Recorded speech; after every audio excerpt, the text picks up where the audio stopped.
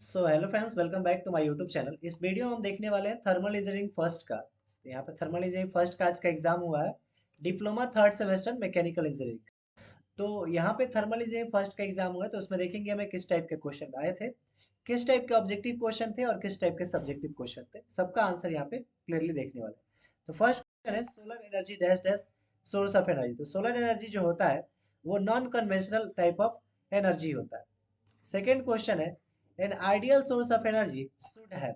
एक ideal source of energy के पास क्या होना चाहिए? तो देखिए, हायर कैलोरीफिक वैल्यू होना चाहिए, इजी टू ट्रांसपोर्टेबिलिटी होना चाहिए, यानी एक जगह से दूसरी जगह हम इजी से ट्रांसपोर्ट कर सके, और एक्सेसिबिलिटी होना चाहिए, यानी कि हम उसको आसानी से प्राप्त कर सके। तो इसका ऑल ऑफ दीज होगा आइडियल आइडियल सोर्स के लिए हमें ये सारी चीजें चाहिए। थर्ड क्वेश्चन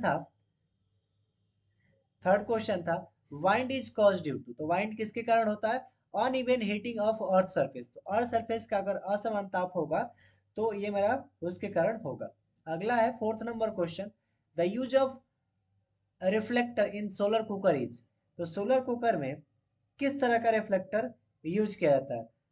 तो या सोलर कुकर में रिफ्लेक्टर किसके लिए यूज किया जाता है? तो इंक्रीज इफिशियंसी, इफिशियंसी को बढ़ाने के लिए हम रिफ्लेक्टर का यूज करते हैं। फिफ्थ नंबर क्वेश्चन है the material use for interconnection the solar cells in solar panel is. तो इसका करेक्ट आंसर आपका ऑप्शन नंबर ए हो जाएगा, silicon. Silicon. Six number question है which of the following medium is compressed in a diesel engine cylinder.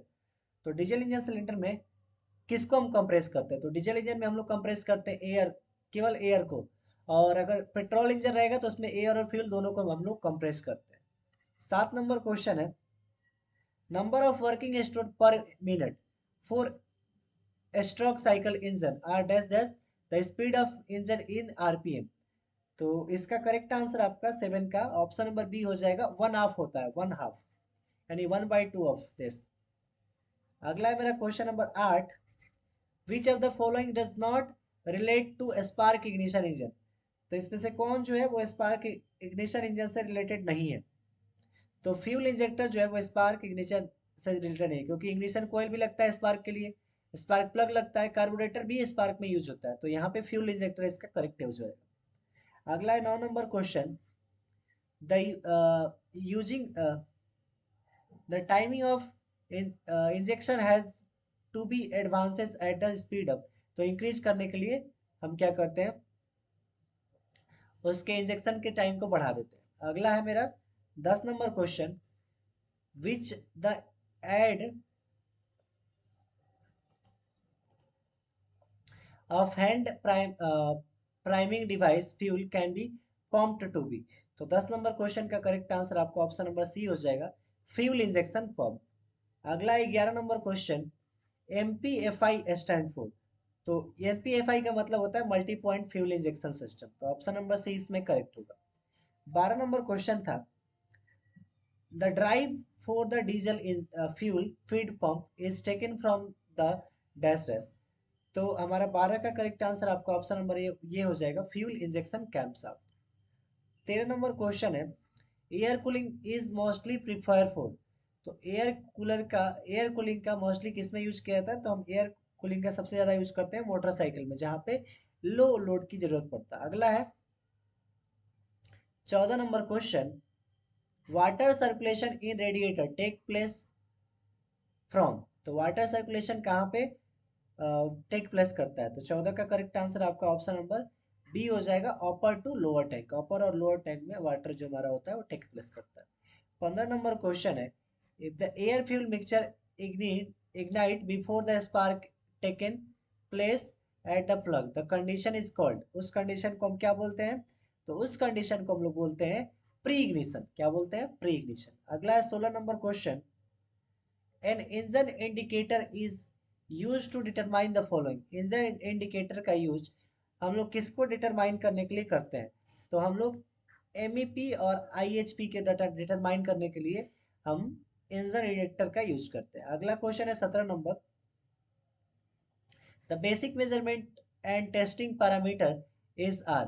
तो 17 number question का correct answer आपका option number D हो जाएगा, all of the friction power, indicated power, brake power. अगला है 18 number question, the ratio of work done per cycle to the stroke volume of compressor is known as. तो 18 का correct answer आपका option number D हो जाएगा, mean effective pressure उसको बोलते हैं। 19 नंबर क्वेश्चन है, the volume of air sacked by the compressor during its suction stroke is called. तो इसको हम क्या बोलते हैं, इसको हम लोग बोलते हैं स्वेप्ट वॉल्यूम। क्या बोलते हैं, स्वेप्ट वॉल्यूम। अगला क्वेश्चन है 20 number, the coefficient of performance of heat engine is always. और हिंदी में पढ़ लेते हैं, उष्मा पंप के प्रदर्शन का गुणांक हमेशा एक से। तो देखिए हीट पंप का जो कोफिशिएंट ऑफ हीट पंप जो होता है, इसको आपको ध्यान रखना है, सीओपी ऑफ हीट पंप जो होता है वो हमेशा रेफ्रिजरेशन मतलब एक से ज्यादा होता है। क्या होता है, एक से ज्यादा, one plus refrigerator, COP of refrigeration. तो 20 का करेक्ट आंसर आपका ऑप्शन नंबर सी हो जाएगा, greater than one, COP of refrigeration यहाँ पे। अब हम थोड़ा सा देख लेते हैं ग्रुप बी में। तो यहाँ पे ये मेरा फर्स्ट क्वेश्चन था और इस टाइप के मेरे पास क्वेश्चन आए थे। अब इसमें था नेम द मटेरियल, किस तरह से मटेरियल से बने होते हैं। फिर एक क्वेश्चन था यहाँ पे और किसमें था, ये numerical question. Speed of engine दे रखा था, इंजन का स्पीड एन दे रखा था 1000 आरपीएम।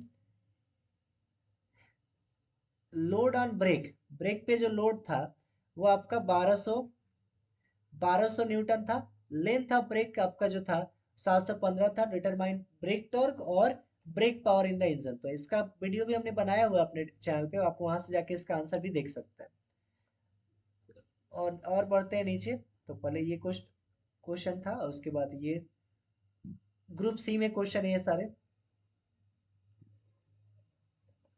इसमें भी देखिए एक न्यूमेरिकल क्वेश्चन दे रखा था। तो इसमें आपका रेफ्रिजरेटिंग कैपेसिटी ऑफ प्लांट निकालना था, काफी अच्छा क्वेश्चन था। और फिर यहाँ पे एक था क्वेश्चन जो आपका चैप्टर नंबर 4 से है, परफॉर्मेंस ऑफ आईसी इंजन में से। तो find the dimension of the engine. तो इंजन का डायमेंशन फाइंड करना था, यानी कि बोर और लेंथ अगर निकाल देते हैं, स्ट्रोक लेंथ और बोर अगर आप निकाल देंगे तो आपका ये क्वेश्चन सॉल्व हो जाता।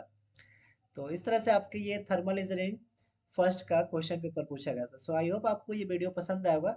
So thanks for watching my video and keep supporting and subscribe my YouTube channel.